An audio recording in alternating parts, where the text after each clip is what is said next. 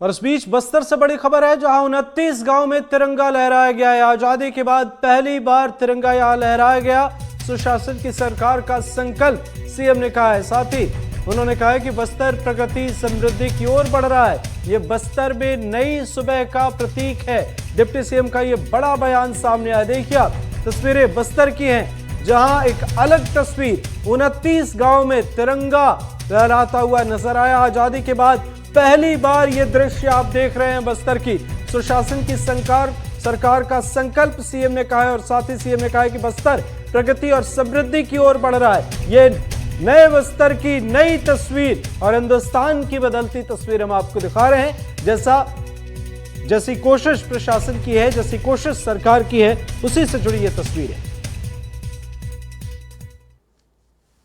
और खबर मंडला से है, जहां पे परिया गांव में 15 बच्चों की तबीयत बिगड़ गई। अचानक स्कूल में 15 बच्चों की तबीयत बिगड़ी। इलाज के लिए जिला अस्पताल में भर्ती कराया गया। एक बच्चे को जबलपुर के अस्पताल में भर्ती कराया गया। वायरल फीवर से बीमार बच्चों का इलाज जारी है। स्वास्थ्य विभाग की टीम मामले की जांच में जुटी है। यह अहम खबर, अहम तस्वीरें आपको दिखा रहे हैं। वायरल फीवर की वजह से बच्चे बीमार हैं और इस वजह से ऐसी तस्वीर सामने आ रही है। हालांकि स्वास्थ्य विभाग ने पूरी कोशिश यहां पर की है। और आप देखिए, 15 बच्चों की तबीयत बिगड़ी है, जहां बेहतर इलाज बच्चों को दिया जा रहा है।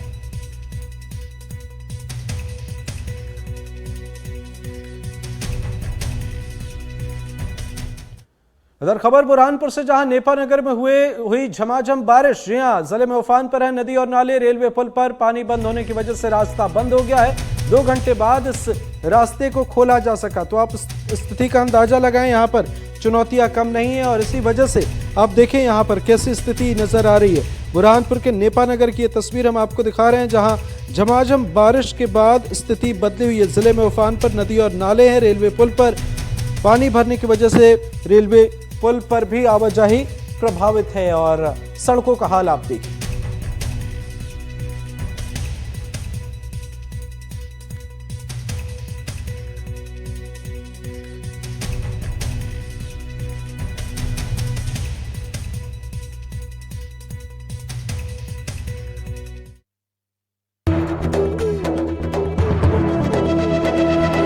ये है एनडीटीवी और आप देख रहे हैं एनडीटीवी मध्य प्रदेश छत्तीसगढ़। खबर बलरामपुर से, जहां घाट पर शव रखकर नदी पार करने की एक तस्वीर सामने आई है। दुखद तस्वीर है ये। देखिए आप, शव को घाट पर रखकर नदी पार करते हुए लोग नजर आ रहे हैं। दौरपुर गांव में महिला की मौत हुई। सड़क और पुल नहीं होने की वजह से एम्बुलेंस नहीं पहुंची।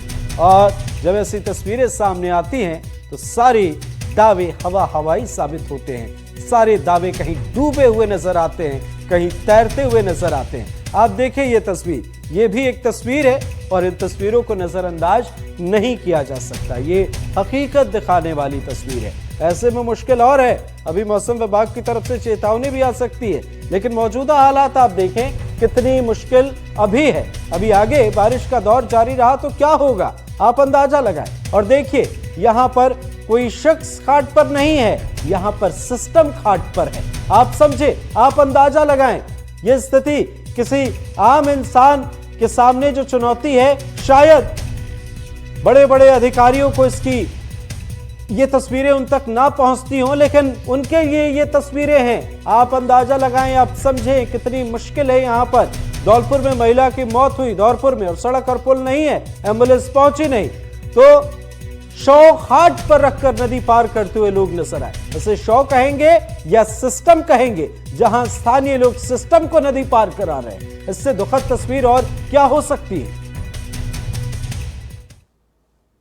आगे बढ़ते हैं कोंडागांव से खबर, जहां कांग्रेस ने नक्सलियों से मुठभेड़ पर सवाल उठाए हैं। नालाझर में 14 अगस्त को मुठभेड़ हुई और मुठभेड़ को फर्जी बताया गया। नक्सलियों से मुठभेड़ में एक ग्रामीण घायल हुआ था। कांग्रेस ने मुठभेड़ की जांच की मांग की। घायल परिजनों के लिए मुआवजे की भी मांग की गई है। तो अहम खबर आपको बता रहे हैं, नक्सलियों से मुठभेड़ में एक ग्रामीण घायल हुआ और इस मामले पर कांग्रेस ने जांच की मांग की है और सवाल खड़े किए।